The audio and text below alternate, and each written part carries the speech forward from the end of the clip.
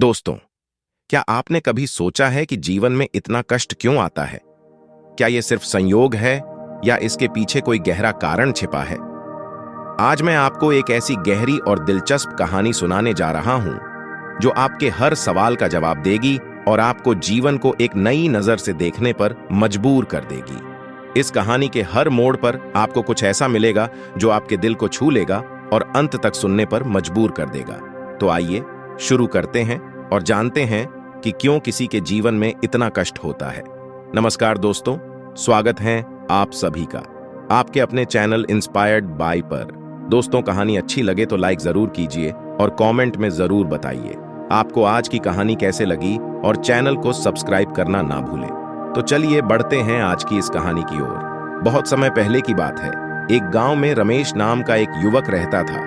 वह एक साधारण किसान था, परंतु उसका जीवन हमेशा संघर्ष और परेशानियों से घिरा रहता था।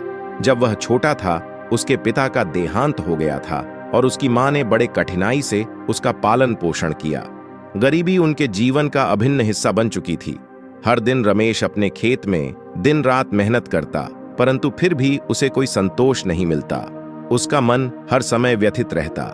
समय के साथ रमेश के जीवन में एक अजीब सी उदासी और असंतोष ने घर कर लिया। उसे लगने लगा कि उसका सारा जीवन कष्ट और दर्द में ही बीत रहा है।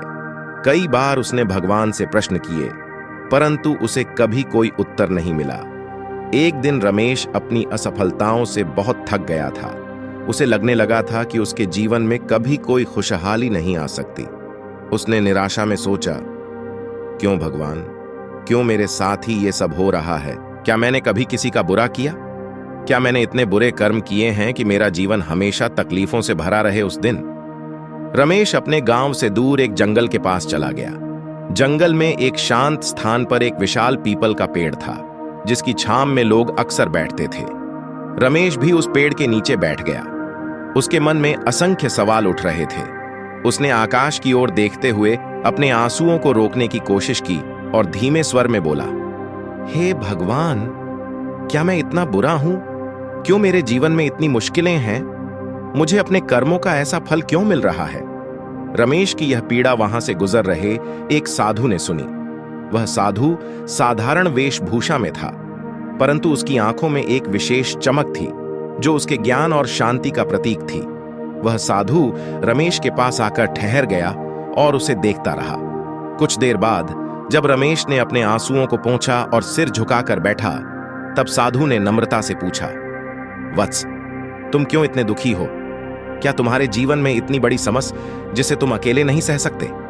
रमेश ने अपनी आंखों को थोड़ा उठाकर साधु की ओर देखा। उसके चेहरे पर दर्द और निराशा की लकीरें साफ दिखाई दे रही थीं।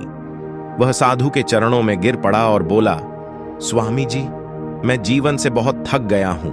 हर दिन संघर्ष करता हूं, लेकिन मुझे कभी सफलता नहीं मिलती। मुझे नहीं समझ आता कि मेरे साथ ही यह सब क्यों हो रहा है। क्या मैंने कोई पाप किए हैं जिनका जीवन में सुख और दुख का अनुभव हर किसी को होता है? यह संसार का नियम है कि हर कर्म का फल हमें भोगना पड़ता है, चाहे वह अच्छा हो या बुरा। परंतु याद रखो, कष्ट केवल इसलिए नहीं आते कि हम दुखी हों, बल्कि वे हमें सिखाने और हमें सशक्त। रमेश ने आश्चर्य इसे साधु की ओर देखा और कहा, स्वामी जी, मैंने हमेशा अच्छे कर्म किए हैं, फिर भी मेरे जीवन में इतना कष्ट क्यों है? क्यों मैं ही हर समय परेशानियों का सामना करता हूं? साधु ने थोड़ी देर चुप रहकर रमेश की बातें सुनी, फिर बोले, रमेश, क्या तुम जानते हो कि जीवन में जो कुछ भी होता है उसका एक गहरा अर्थ होता है? जीवन की हर घटना, हर कष्ट हमारे लिए एक संदेश लेकर आता है, और यह संदेश केवल उसे समझ में आता है जो गहराई से देखता है। रमेश अब और अधसुख हो गया। उसने साधु से पूछा, स्वामी जी, क्या इसका मतलब यह है कि मेरे कष्ट भी मुझे कुछ सिखाने के लिए हैं? अगर ऐसा है तो मुझे क्यों नहीं समझ में आता कि मुझे इन कष्टों से क्या सीखना है? साधु मुस्कुराए और बोले, बट्स, यह संसार एक बड़ा विद्यालय है और जीवन हमारी परीक्षा। कभी कभी हम जो सीखने की कोशिश करते हैं वह हमें तुरंत समझ में नहीं आता, क्योंकि हम केवल अपने दुखों पर ध्यान देते हैं। लेकिन यदि हम ध्यान से देखें तो हर कष्ट एक नई सीख लेकर आता है। साधु जी रमेश की गहरी जिज्ञासा को देखते हुए उसे और बेहतर ढंग से समझाने के लिए दो गहरी कहानियां सुनाने का विचार करते हैं। वे रमेश से कहते हैं, वच, मैं तुम्हें दो कहानियां सुनाता हूं जो शायद तुम्हें यह समझने में मदद करेंगी कि जीवन के कष्टों का अर्थ क्या है और इनसे कैसे निपटना चाहिए। पहली कहानी एक हाथी और मगरमच्छ की है और दूसरी एक मछली और मछुआरे की। ध्यान से सुनो, क्योंकि इन कहानियों के अंदर जीवन का गहरा संदेश छिपा है। गुरुजी ने पहली कहानी शुरू करते हुए कहा, बहुत समय पहले एक विशाल और शक्तिशाली हाथी एक जंगल में रहता था। वह बहुत बुद्धिमान और शांत स्वभाव का था। उसके पास असीमित ताकत थी और जंगल के सभी जानवर उसका सम्मान करते थे। हर दिन वह जंगल की हरी भरी वादियों में घूमता, पेड़ों के पत्ते खाता और झरनों में अपनी प्यास बुझाता। उसकी ताकत और बल को देखते हुए उसे कभी नहीं लगा कि कोई भी उसे हानि पहुंचा सकता है। एक दिन वह जंगल के किनारे बहने वाली एक विशाल नदी के पास गया। नदी बहुत गहरी और चौड़ी थी। हाथी अपनी प्यास बुझाने के लिए नदी के किनारे पहुंचा और अपनी सूंड को पानी में डालकर पीने लगा। उसे नहीं पता था कि उसी नदी में एक खतरनाक मगरमच्छ भी रहता था। वह मगरमच्छ बहुत चालाक और धूर्त था। जैसे ही हाथी पानी में अपनी सूंड डालता, मगरमच्छ ने तेजी से आकर उसकी सूंड को अपने मजबूत जबड़े में पकड़ लिया। हाथी ने पहले तो इसे मामूली समझा, परंतु जब मगरमच्छ ने अपनी पकड़ को और मजबूत किया तो हाथी को खतरे का एहसास हुआ। वह मगरमच्छ की पकड़ से छूटने की कोशिश करने लगा, परंतु मगरमच्छ ने उसे छोड़ने का नाम नहीं लिया। अब हाथी को समझ में आया कि वह एक बड़ी मुसीबत में फंस चुका है। वह अपनी पूरी ताकत से संघर्ष करने लगा, परंतु मगरमच्छ की पकड़ और मजबूत हो रही थी। हाथी ने अपने सारे बल का प्रयोग किया, लेकिन मगरमच्छ उसकी सूंड को छोड़ने के तैयार नहीं था। घंटों तक यह संघर्ष चलता रहा। हाथी को धीरे धीरे अपनी ताकत कम होती महसूस होने लगी और उसे डर सताने लगा कि अगर उसने मगरमच्छ को नहीं हराया तो वह उसे पानी में खींच लेगा और उसकी मौत हो जाएगी। हाथी के मन में एक सवाल उठा, मैं इतना बड़ा और ताकतवर हूं, फिर भी आज मैं एक छोटे से मगरमच्छ के सामने असहाय क्यों हो गया हूं? यह सवाल उसके मन में गहराई से बैठ गया। वह सोचने लगा कि शायद यह उसकी शक्ति की परीक्षा का समय है। उसे अपने अहंकार था, परंतु आज उसे यह समझ में आ रहा था कि केवल शारीरिक शक्ति ही जीवन की समस्याओं से निपटने के लिए पर्याप्त नहीं है। उसने अपनी आंखें बंद की और ईश्वर से प्रार्थना की, हे भगवान, मुझे इस मुसीबत से बाहर निकालने का रास्ता दिखाओ। मैं अब अपनी ताकत पर घमंड नहीं करूंगा, मुझे सही दिशा दिखाएं। उसके मन में अचानक एक विचार आया कि वह अपनी सूंड को और मजबूती से मगरमच्छ की ओर खींचे ताकि मगरमच्छे की पकड़ ढीली हो सके। हाथी ने धैर्य से काम लिया और अपनी सारी बची हुई ताकत को इकट्ठा किया। उसने एक जोरदार खींच मारकर मगरमच्छ को नदी के किनारे की ओर खींच लिया। मगरमच्छ की पकड़ धीरे धीरे कमजोर पड़ने लगी और आखिरकार उसने हाथी को छोड़ दिया।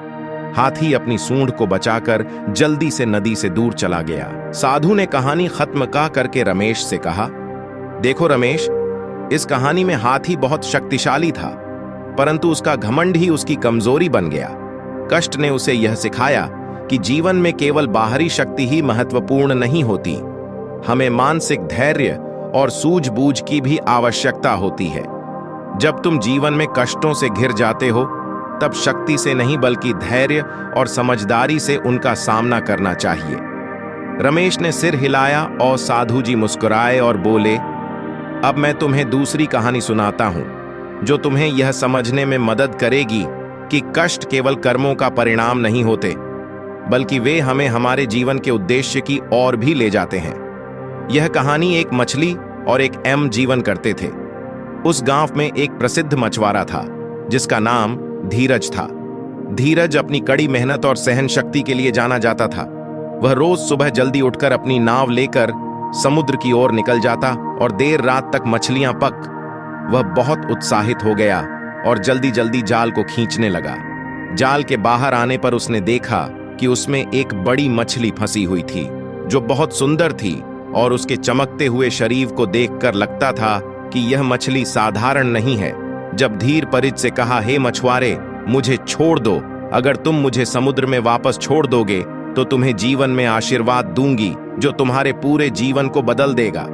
धीरज इस पर सोच में पड़ गया। उसे मछली की बातों पर यकीन नहीं हो रहा था, परंतु उसके अंदर कहीं ना कहीं यह भावना थी कि मछली सच कह रही है।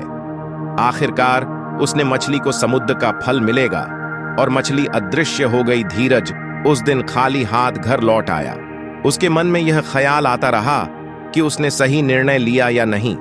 कई दिन बीत गए, परंतु उसे कोई खास बदलाव महसूस नहीं हुआ। उसका जीवन पहले जैसा ही था। धीरज ने अपने काम में धैर्य बनाए रखा और अपनी मेहनत जारी रखी। उसे विश्वास था कि मछली ने जो कहा था वह कभी न कभी सच होगा। कुछ साल बाद उस गांव में भयंकर बाढ़ आई और गांव के कई हिस्से तबाह हो गए। धीरज ने अपनी नाव को बाढ़ के पानी में उतारा और अपने गांव के लोगों को बचाने के लिए निकल पड़ा। उसने न जाने कितनी जिंद को भी खतरे में डाल दिया। जब बाढ़ का पानी उतर गया तो गांव के लोग उसकी बहादुरी और सेवा भाव से बहुत प्रभावित हुए। एक दिन गांव के मुखिया ने धीरज को गांव का सबसे बड़ा सम्मान दिया और उसे पूरे गांव का मुखिया बना दिया। धीरज को उस समय मछली की बात याद आई। तुम्हें जीवन में बहुत बड़ा आशीर्वाद मिलेगा। वह समझ गया कि उसका धैर्य और सेवा भावना ही उसका सबसे बड़ा आशीर्वाद था। साधु ने रमेश से कहा, इस कहानी से तुम यह समझ सकते हो कि कभी कभी कष्ट हमें धैर्य की परीक्षा लेने के लिए आते हैं। मछुआरे धीरज ने मछली को छोड़ने के बाद भी धैर्य नहीं होया और लगातार मेहनत करता रहा। जीवन में कई बार हमें तुरंत फल नहीं मिलता, लेकिन धैर्य और विश्वास रखने से अंततः हमें उसका सही फल अवश्य मिलता है। मछुआरे धीरज ने कई सालों तक अपने कर्म किए बिना उसने मछली की बात पर विश्वास किया और अंत में जब सही समय आया तो उसकी मेहनत और सेवा भाव ने उसे सबसे बड़ा आशीर्वाद दिया, गांव का मुखिया बनने का अवसर और लोगों का प्यार। रमेश ने ध्यानपूर्वक सारी बात सुनी और गहरे विचार में डूब गया। उसने गुरुजी से कहा, स्वामी जी, इन दोनों कहानियों से मुझे यह समझ में आया कि जीवन के संघर्ष केवल हमारी ताकत की परीक्षा। सही कहा रमेश, जीवन में बहुत बार हमें लगता है कि हम कष्टों के समुद्र में डूब रहे हैं, लेकिन ऐसे समय में यह समझना जरूरी है कि ये कष्ट हमारे लिए एक सीख है। ये हमारी परीक्षा होती है कि हम इनसे कैसे निपटते हैं। हाथी की तरह केवल बल से काम नहीं चलता, मछुआरे की तरह धैर्य और विश्वास भी जरूरी है। रमेश ने गहरी सांस लेते हुए कहा, स्वामी जी, लेकिन कई बार ऐसा लगता है कि कष्ट कभी खत्म नहीं होते। हम अपने जीवन में इतने संघर्षों से गुजरते हैं कि धैर्य रखना भी मुश्किल हो जाता है। ऐसे में क्या हमें सिर्फ कर्म करते रहना चाहिए, बिना किसी फल की अपेक्षा के? गुरुजी ने मुस्कुराते हुए कहा, वत्स, यही तो जीवन की सबसे बड़ी सच्चाई है। कर्म करते रहना ही हमारा धर्म है और फल की चिंता छोड़ देना ही हमारा कर्तव्य। भगवान बुद्ध ने भी कहा था कि इच्छाएं ही दुख का कारण है। जब हम अपने कर्म को सही दिशा में करते हैं और फल की अपेक्षा छोड़ देते हैं, तब हमें सच्ची शांति प्राप्त होती है। धैर्य का मतलब यह नहीं है कि हम केवल इंतजार करें, बल्कि इसका मतलब है कि हम बिना किसी अपेक्षा के सही समय की प्रतीक्षा करें। रमेश ने गुरुजी की बातों पर गहराई से विचार किया और फिर पूछा, स्वामी जी, तो क्या यही जीवन का उद्देश्य है, अपने कर्म को निभाते रहना और धैर्य रखना? गुरुजी ने कहा, जीवन का उद्देश्य अपने कर्मों से सीख लेना और जीवन को पूरी समझ और धैर्य से जीना है। हम जो भी कर्म करते हैं वे किसी न किसी रूप में हमें वापस मिलते हैं। यह कहानियों का ही सार है कि कष्ट और संघर्ष हमारे जीवन का हिस्सा है, लेकिन ये हमें मजबूत बनाने और सही रास्ता दिखाने के लिए आते हैं। अगर हम हर कठिनाई को एक सीख के रूप तो जीवन में कुछ भी असंभव नहीं रहेगा। रमेश ने सिर झुकाकर गुरुजी से कहा, स्वामी जी, आपकी कहानियों और उपदेशों ने मेरी आंखें खोल दी।